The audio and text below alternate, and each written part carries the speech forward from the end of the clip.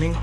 It is 10:47. So I actually had way more sleeping today, which was much deserved. I've got a few marks on my face from all the rolls that I've been doing. And I do feel a little bit more better energy-wise. Heart-wise, I've got to cut back on some of the shitty food that I'm eating. I'm gonna go downstairs, eat a yogurt, then we're gonna head to Tempana Austin, which isn't too far from my hotel conveniently, which is great. Just reflecting on the whole thing, man. Seeing Arman Sarukian release a video of him going through what he did with his brother, and then him hugging his brother with all the weight cuts and all, made me really reflect on like the relationship that me and my brother have, doing this journey together. Like them two experiencing the euphoric feeling, something beautiful and special, something that I want with me and my brother. He's kind of living the lifestyle and living everything through me. I'm hoping my time will come soon in terms of accomplishing the great things that I so desire to be able to do it all together, inshallah. But it really made me reflect on that moment. All right, so first class is all completely done. Now they're on to the open mat segment.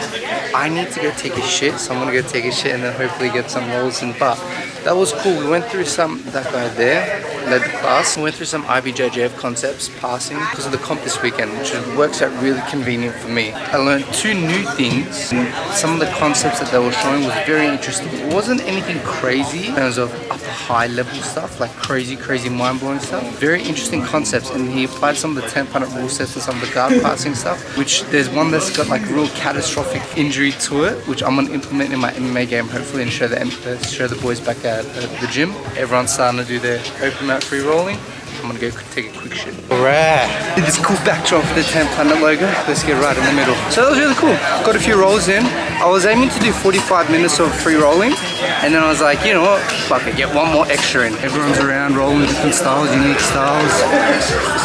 You know what I realized? So like rolling with Jay, rolling with Dyson, rolling with a few of the elite people, I can understand there's a big skill gap difference.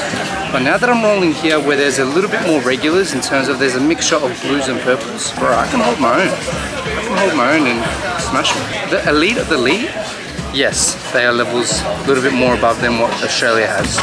But they're not too different here. Like, we are just as good in Australia as anyone is here. Like, they got way more elite style of coaching, more quality per se.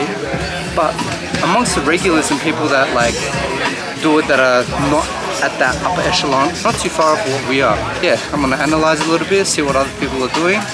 Good scraps, but the room's fully crowded. Essentially, in all my roles, we did no wrestling whatsoever. Because it's too crowded, it's too dangerous to do any wrestling. Everyone will run into each other. It's absolutely a vibe. Just like, look man, it's cool. Got my fit on, everyone's sponsored athlete things, brother, with the new shoes. Fresh. Bum bag too. A lot of people think Americans have been complimenting this Boston Red Sox bum bag of mine. They really like it. They keep on saying, oh, do you go for Boston Red Sox? I'm like, nah man, I just got it because it looked cool. We're gonna stop by this place that's near the hotel, which I'm actually pretty excited about. More better authentic food, you know, like it's not Popeye's chicken in a fast food restaurant. It's actually nice. And I looked at the menu and it's got something very delectable. Hey, the weather's actually also nice in Texas. Sun's out, the restaurant is over there. Alright, so long story short, unfortunately they didn't have the thing I wanted. I think it's a breakfast menu. It was like an Eggs Benedict thing, so I have to come another day to get that. So I ended up just getting 2 small sides. So I've got onion rings and hand-cut herb fries. Right now I'm looking at Nicholas Maragali's YouTube channel. Don't know how I came across it, but I was watching his Q&A video. And then I came across this mount technique video, and I saw he was wearing the gi. And the only time I ever watch gi videos is to expand my knowledge to give to my kids and my students, the young ones. That's the only reason why I watch gi videos. But I'm actually obsessed, man. I'm obsessed with this life. I'm blessed with the life I get to live and all that. Ah, thank you so much, perfect timing. These are meant to be sides, guys, but these sides are huge. Got the onion rings, followed by the fries. By the way, you know what was cool about 10th Planet? They have their own coverage of water bottles. We most likely not their own water, probably just get the water in itself, but they got their own branding on the water, which is very smart. Think about how many people come in with water. You got your own branding on it, little catch of the eye. And that's one thing I like about America. Like, their water bottles, look how big it is. Chipotle barbecue sauce. I don't know why it smells like pork bacon, even though it's just sauce. Very light. Boosh, it just legit cracked and crumbled. Sauce is beautiful. smoky, got a bit of a kick in terms of spice. 3 in one go. That's dope. Soggy, bro. Soggy fries.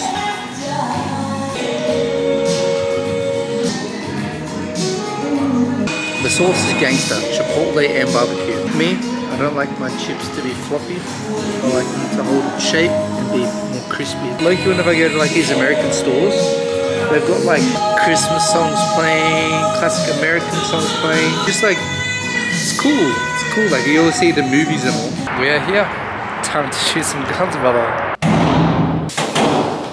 Alright, so the gun range. The gun range was absolutely crazy, but this day that you guys are watching right now is the day that I got denied. Now, I believe they deny it because whenever you go in there, if you just go in randomly, they think that people are trying to commit suicide. So it's like a clause and whatnot where you must book in a session and speak to the individuals so they can see your intentions and whatnot. Which kind of makes sense because, guys, do you know how crazy accessible that these guns are?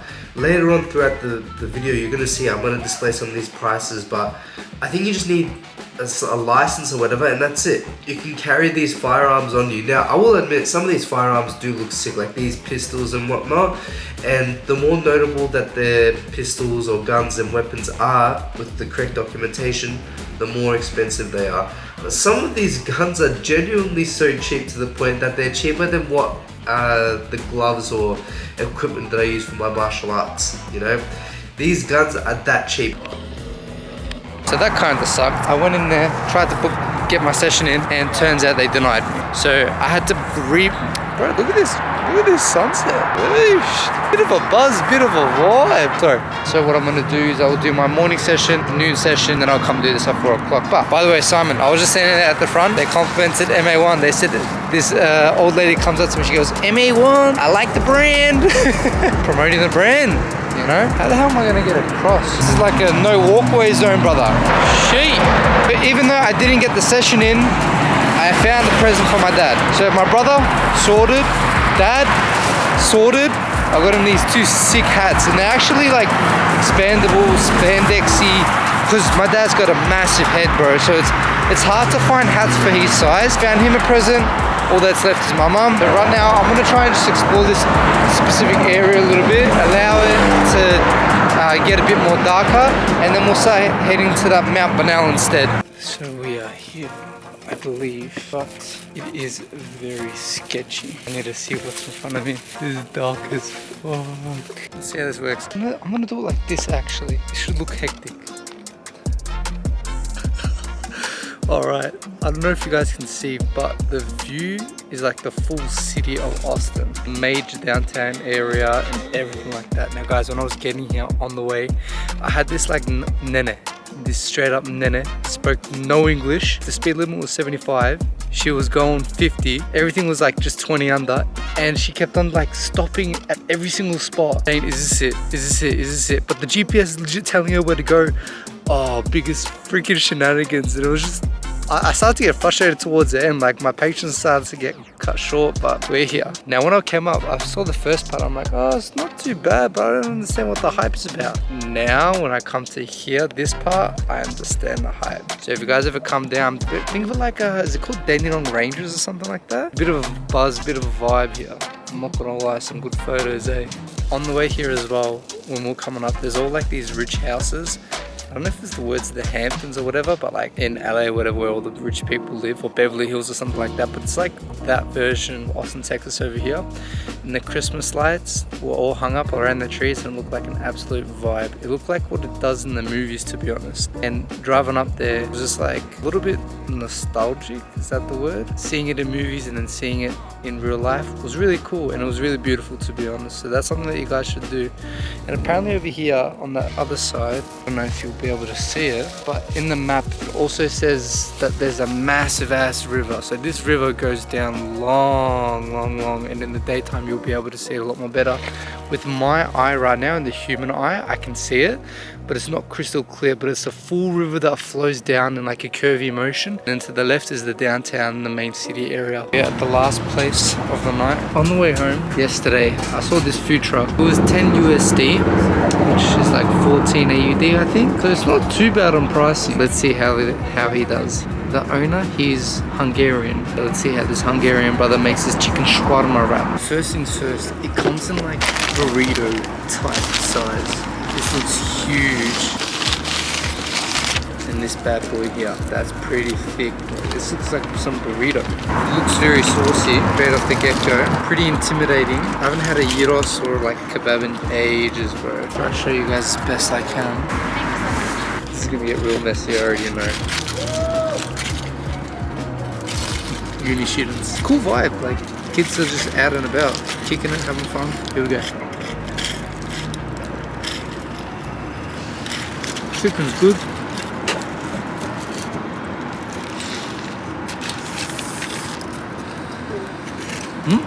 Wallah, to be honest, tastes very nice, but it is super saucy. Let's take one more big bite for you all, then I'm going to enjoy this myself. Take a massive bite out of that. Here we go. Alright, I'm gonna enjoy this now. Later this. As I did say, the seasoning on the chicken was very nice, but if I had to correct the guy on one thing and one thing only, could have distributed that sauce a little bit more better. It's like he just put everything on and then just slapped the sauce on top.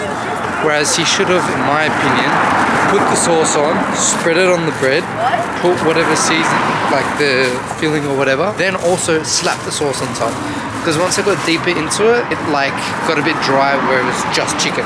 But the chicken did taste good, so that was pretty cool. Alright, so right before I sign off, do my end of day recap. Pretty good.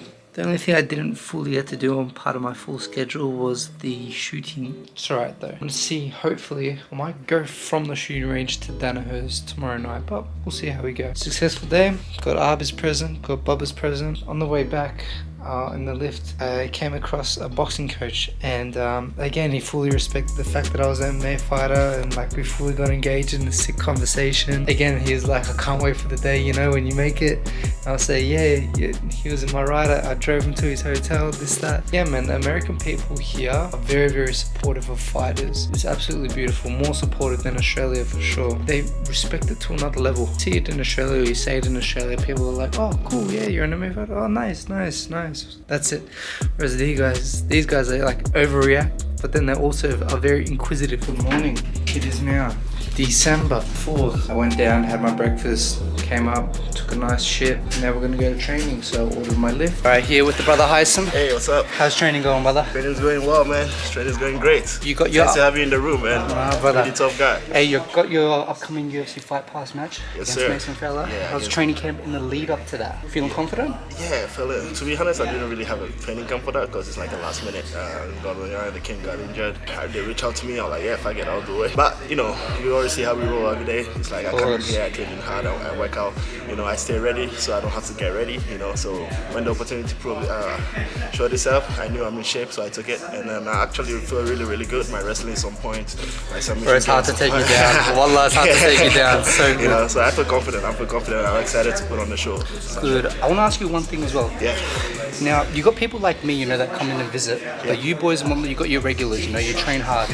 What's it like when people like me, for example, that are visiting, want to come up to you and want to roll, but you don't want to roll with them maybe, or you don't trust them because you've never rolled with them before, you know? Exactly. That's so how do you guys deal with that type of stuff over here at BT? You know, it's like we have our regular guys we train with all the time, but also we have a lot of visitors in here. You know, some really good, some not so. You know, like very spicy and all that. So we kind of like just keep an eye. You know, with you, I had my eye on you. You know, I saw you. I think it was last week, one of the mornings classes. I came in. I was like, oh, who is this guy? Actually, before you told me from Australia, I think I noticed your shirt you were wearing, like an absolute. Yeah, absolutely, man. Okay, he might be one of the Craig boys, you know. So I saw you roll with one of the guys. I'm like, okay, let me give him a try. That's why I called you out. You know, I knew that. I with could most tell people, right away. Sometimes you just know that this guy is spicy. He's not worth it. You know. So you eye him out before you roll with him. 100%. We all do.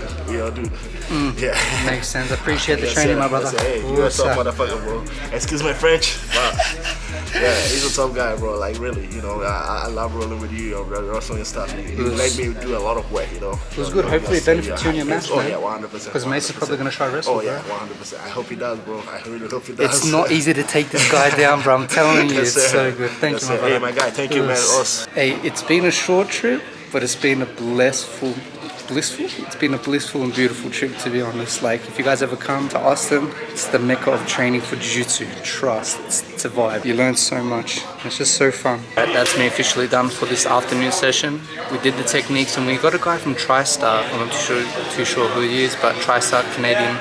And he showed us some awesome foot sweep stuff, which is just adding to the game that I'm already learning. It's an interesting concept and an interesting game to play, but I'm liking it. It's like the new generational stuff. As you can see, training just finished up. I did the techniques, and then I did 3 specific training rounds, and then I just set out for the rest because my body is a little bit banged up.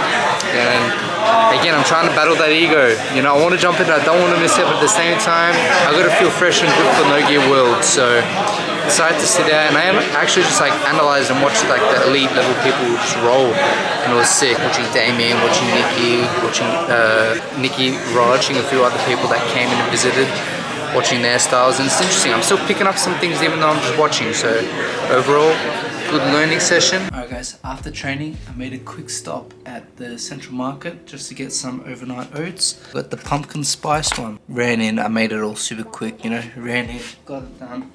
Got my food, munched on that. And then on the way back, my Lyft driver, get him, I go, hi, how are you? He goes, Assalamu alaikum. I'm like, oh, he goes, Kaan. I was like, Türkmüsünüz? He goes, Türk'üm. And I'm like, oh, so it was the first ever Turk that I met. It was an Amja, an old guy. Basically, just to sum it up really quick, we had a bit of a quick convo. And I know, Ed, I need probably watching this. I had better Turkish than him. He was telling me how like when you come over to America, there's not many Turks over here and that you forget your language and whatnot. And he was saying, because I told him how at home my dad doesn't speak English, so we're forced to talk Turkish so we don't forget the language. And he was like, big props to your dad. I commend him for making you never forget your culture and your language and whatnot. But yeah, I was more fluent and able to hold the conversation a lot more than what he had. But long story short, what I wanted to get at is I asked him really quick, one of the most important questions I did ask, is the lifestyle harder? Like, I know the lifestyle in Turkey is harder to live, very hard to live, but is it a lot harder now that you've come to Australia, come to America? And he goes, look, we have it hard in Turkey. It's very, very hard to live in Turkey. When we come to here, America, the problems we face over there and everything that we deal with over there is nothing over here. He says that basically he was saying like any problems we do face here in America is minor, whereas in Turkey it's a lot more harder with a lot of things. His story is that 4 years ago he moved to here, America, because of his daughter. She's studying university, and he says that there's no Turkish community here in Austin. There's very, very little, hence why he's forgotten his bit of his language. Also, one of the boys at the gym, Peaches recommended something absolutely crazy for it. Special Food Chronicles. I know, I've been straying away from the Food Chronicles. I want to watch my diet and whatnot, but the thing he showed me looks pretty chaotic and hectic. And it's an American delicacy, so you guys have to wait and see. It looks pretty hectic, well, I'm not gonna lie. Finish this, drink water, have a shower, take a shit, and off to gun range. Alright, so that was a little bit annoying. The Lyft app, it's a bit dodgy in terms of the locations when you drop the pin. And it dropped me all the way down where I was last time yesterday. And all the way, so I did that sketchy ass walk again. Really annoying, but it's okay. Luckily, I'm building a new habit ever since I've been traveling. Been going to everywhere early. We are now at the range Austin. Inshallah, everything goes all smoothly and well. I should be able to conduct my session. So first things first, we need to fill out these liability waivers. This is the little form, I guess. I'm just saying I agree to everything. This is sick. Same stance. Nice and low. Spread the hips a little bit. I'll load it, and then all you gotta do, flip it all the way down, pull it back, and let go. It'll look good for the video. 2 shots to that A zone. You ready? Now should I hold the trigger? Yeah. Give that nice lean forward a little bit. There you go. Send it. Ooh, shit. Try to go for like bursts of 7.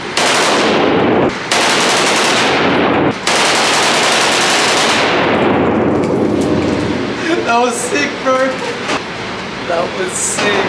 Alright, I'm gonna do one more, but I'm just gonna hold it. I'm just gonna hold it and see what happens. If I go crazy, it is what it is.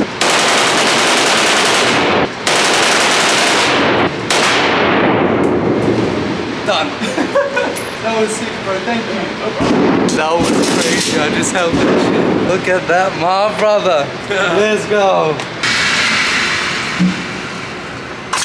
Hey, look at that. Not bad. I missed so much, bro. It takes practice, man. That's sick. He fucked up his hips, though. He's not going anywhere. What a crazy experience. Like, you could throw money at that stuff like crazy and your money would go fast. Per mag was 32 USD, which equates to I think like 38 or 40 AUD. So those mags with the full autos go quick. They're like melt through like butter. I was asking the guy and he's like, he shot a few other guns, but he hasn't shot a Barrett 50 cal yet. And I could only imagine what a Barrett 50 cal feel like. Through my whole experience, I was a bit hesitant for my first go. That's why I was going single. Well, firstly, we went through the training room and the stance that you adopt. Let me go through with you guys. You know what? I'm gonna go through the whole training thing with you guys, because why not? Essentially, think of it like a boxing stance here, but you wanna be a bit more square. So shoulders facing in front, hips facing in front. Your shoulder, like you want the back part of the thing to be on the upper region of the shoulder, and we're here. That way you can catch the recoil. It doesn't really matter if your head is on it. Like for the red dot sight that I had to put my cheekbone on the handle to see the red dot sight. It's just here. Yeah, that's basically it. When I was going singles, it was pretty cool. I was like, oh shit, oh shit, oh shit. And then I did the second one and he said, hold it a bit more this time. So I was going burst of 3, I think, or 3 to 4. So going, just trying to control the recoil. And then he said, do you want to do an extra mag? And I said, you know what, fuck it. And then I said, this one, I'm just gonna hold the trigger and see whatever happens, happens. I was holding the trigger and then like, it was crazy. I just made a mental thing, I was like, fuck, I'm gonna shoot. And then one of the bullets ricocheted off the wall and hit me and then it burnt. That's why I stopped firing. I was like, oh shit. So it's crazy to think that like, you know, some of these people in World War II, they're all running around with those big, like, that's the AK, but he was even saying he was holding some of the World War II guns, and he shot some of the World War II guns, and they are way heavier. Now think about it, these guys that were at World War were running around, they were fighting with these big lunging things, and apparently the bullets in World War II were way bigger. So I could only imagine how hard it was and how scary it would have been. Shooting guns, guys, put that on your to-do list. The best way I can relate it to fighting is just before you shoot, you're a bit scared, you're a bit hesitant, and you don't know what to expect. And then before you fight and you're eyeing off your opponent, that's like the best thing that I could say relates. And then afterwards, the euphoric feeling of when I just held the trigger, I said, fuck, I'm just gonna shoot, and I just held it. That's like another thing that I could say that's very similar to finishing your opponent. Big G up, you know? Sun is out in beautiful Austin. I'm going to chuck an earphone into a podcast and walk to a store called HEB's, which is another variation of their supermarket, I believe. And we'll suss it out because we've still got a lot of time until I train at Danaher's and then record the Cheeky Fury Chronicles, which I'm excited about. So let me quickly update you guys.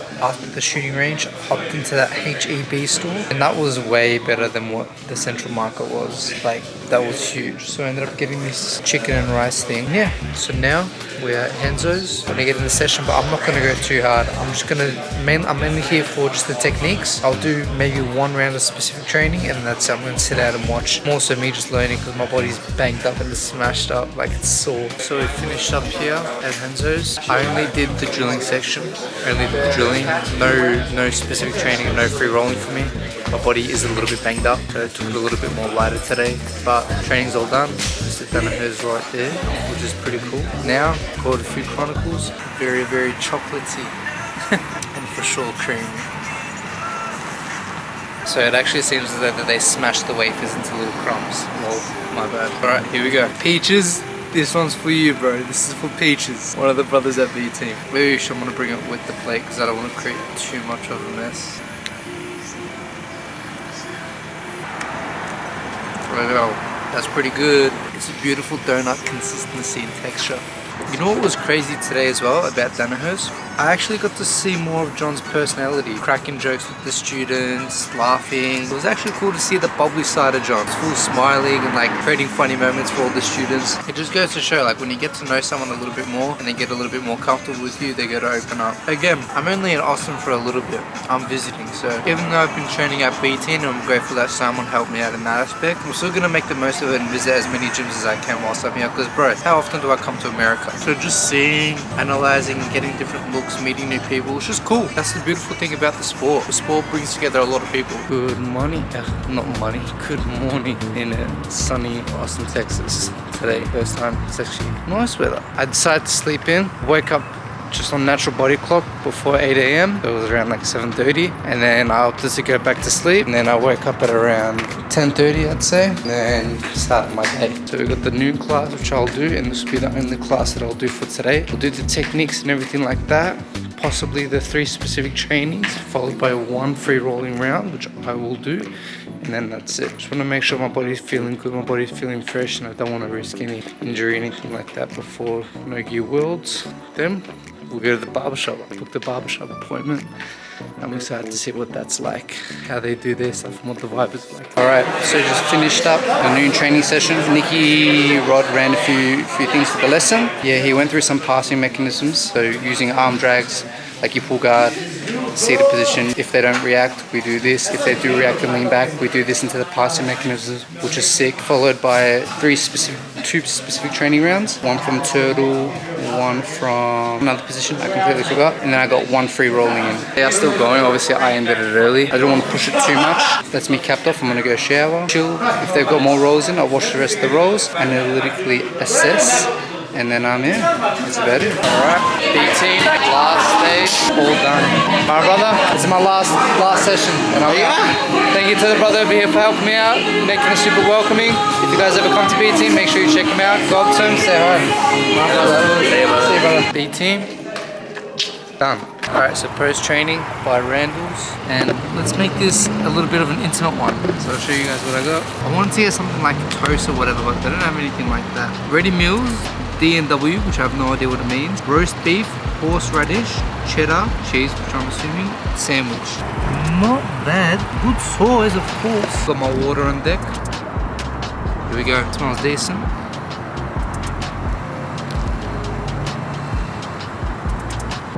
If it was toasted, it would be way better, but it's actually beautiful weather out in Austin. The sun is out, weather's good. See, I'm telling you guys, the American support for fighters is absolutely insane, and I love it. Like, I just came to the barber shop, I'm early, so I just took a seat here, and there was this gentleman that was parked up right here. And literally, as I took the seat, he goes, "You from around here?" And I said no, and then we started talking and elaborating in terms of the fighting stuff, and he goes, "Man, I really want to follow your career." And just like started being very inquisitive and supporting me, which is like really, really cool. And again, in Australia, we don't have that. It's beautiful, man. Absolutely beautiful. I literally just took a seat, and then he just came like from his car window. He just popped his head out and then asked me a question. I went up to him, and then we just chopped it up. Followed me on Instagram. I'm still early on in my career, but I feel like, not that I'm famous or anything, but I just got a big support here whenever I do mention that I'm a fighter. He's like, "Man, I'm gonna follow your journey from now on. I'm gonna follow your journey, see what you do, and I'm gonna support you." Do I know the guy? No, not at all. He's just a fan of the sport. He likes everything about the fighting, and it's beautiful, man. Alright, we've got the brother Zeus over here at the barber shop. This is the before, alright? Let's see how it looks after. Alright, the brother Zeus hooked it up. My brother, check this out. I'm looking fresh and clean.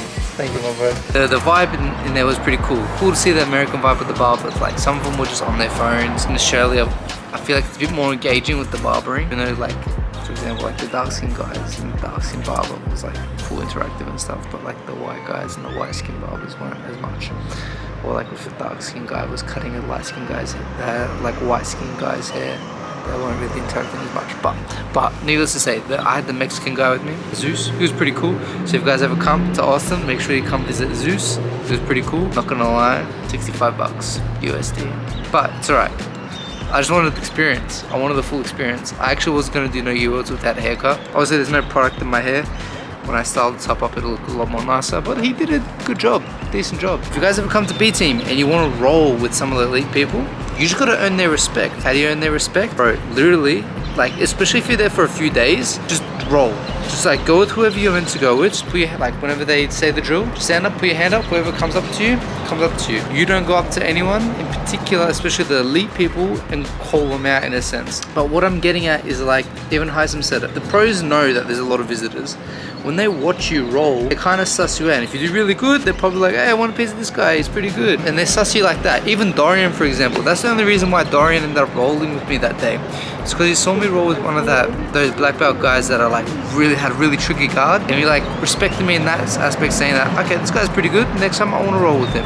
And then Dorian came up to me. So that's what you guys got to do if you ever go visiting gyms and you see these elite people and you want to roll with them. But in saying that, if you've only got one day in that certain area and it's your last day, alright, shoot your shot, see how you go, but it's probably not going to go too well. Now what I wanted to mention is like, again, over here, chopping it up, talking, and he's like, oh, so what do you do? I'm like, yeah, I'm a professional fighter. Again, he was very supportive and it was really, really cool, interactive. And then I noticed something that I don't like, is that like, when they ask me, oh, so how many fights have you had? I say, X amount of fights. I've had extensive amateur career. My pro fight, I had a loss. I'm like, oh, a loss, how'd it happen? And I describe the loss, and that kind of bums me out. I don't like talking about that loss. Or like, say for example, they ask me like, oh, what's your record? 1-1, one loss. You know, it's shitty to say, to be honest. Like this guy, for example, I don't think he meant it in a bad manner, but like, he's like, once I said to him, oh, I lost. He's like, how did you lose? I'm like, oh, I got TKO'd, man. He goes, how'd it happen? Fucking have to go into detail. And then I went into detail, and as I'm describing it, bro, I'm like, this is fucking whack, bro. I don't like talking about it. But I described everything to him. And then I was just like to him at the end, I'm like, yeah, it's just part of my unique journey, man. It's the best way I can put it. And then we just flick it onto the next convo. Well, I flick it onto the next convo because obviously didn't like talking about it. But that's something I realized. Now I'll go back to the hotel, shower up, and then we're gonna go do our laundry. The laundromat, washing the clothes, the last of it. Now I've actually switched on. So that one actually costed $2.25, whereas the first time I did it, that costed $6.25. As you can see, small machine gets the job done. We may have some crazy shit going on. I was just walking at the laundromat mindlessly, just like listening to a podcast and walking that way. And then this officer like flashes a light at me and stops me. Yeah, it seems that something's with this store and they're gonna put a dog in there. I'm gonna skedaddle my way out of here though. But miracle! It seems that they found whoever they were looking for. But he's coming out coughing, so I don't know if they threw something in the building to get him out, like a smoke or some shit. My hair looks so weird. Bro, these guys are walking around with full like AR-15s and shit. It's pretty hectic. Right? I actually gotta fucking get out of here. Alright, so I came into this little local, I think it's a Mexican joint. It looks pretty busy, so I'm like, alright, gotta pop into here. Seems as though it's this chicken quesadilla with this sauce. He said it's normal spice. All the other stuff had ham and pork on it. Oosh, does smell a bit spicy. Oosh, very hot to hold, what it looks like.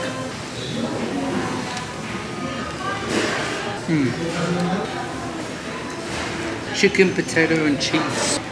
Voila, that's a hectic combo. Dipping it in that green sauce. This is interesting. I like it. It's very different. And then the cheese on this side. This one slaps. This is nice. I'm glad I got this. Okay, now the last thing. But here we go. Cheers. This only costed $1.15 US, which is great. Again, these small Mexican spots, if you can find it, go into it because it's nice and cheap.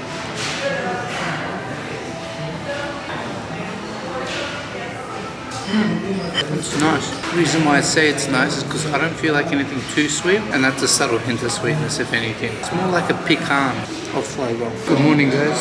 So it's the next day. I got roughly a good 10 hours sleep, so I just came down to this place to try the eggs Benedict thing that I wanted to try yesterday. After I ordered it, I just saw something, one of the boys' stories, Bill Niazi's story. I clicked on it. It's got something to do with Gaza. And again, bro, it just makes me feel sick, man. It doesn't even want to make me, I don't even feel like eating this food right now, because like it makes me think of the people that aren't as fortunate and legit can't even struggle to breathe, struggle to live. You know, here I am, like I'm grateful. Like, look at me. Look at where I am, look what I get to do, look at the food that I eat, the beautiful food. These kids and seeing their limbs just disorientated and just gone, and fathers carrying their children's dead bodies and whatnot. It's just absolutely sickening. It makes me sick and it puts me off just enjoying what I'm doing right now. Nevertheless, gotta let it slide for now.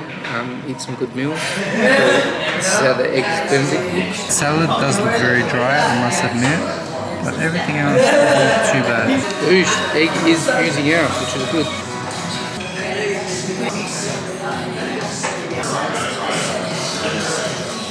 Doesn't have as much salt. So I've officially checked out of my hotel. I made sure to do a little bit of my research in terms of when Extreme Couture's schedule is and Tampana Austin, not Austin, Vegas schedule is. Did my early check-in last night. Yeah, we're all set to go. So that was super smooth. So basically, I already checked in online and I organized like my ticket and all. Don't worry, if you guys scan it, it doesn't mean shit. But I organized that. You go to these self-check-in things, just like you do at most airports. And then you just go weigh it in.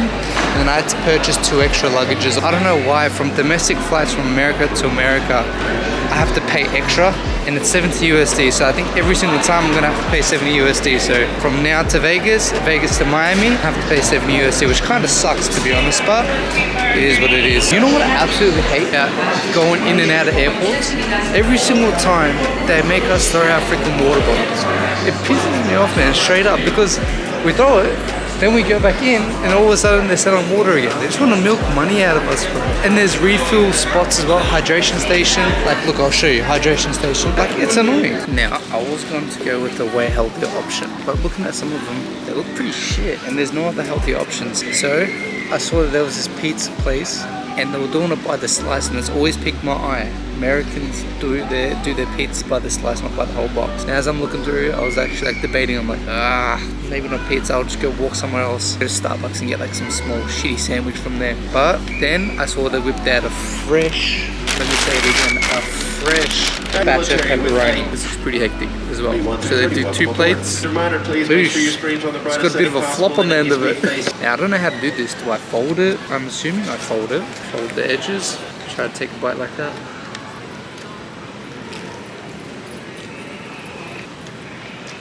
I'll give it to him. Tastes good. Seasoned very nicely with a mild bit of spice.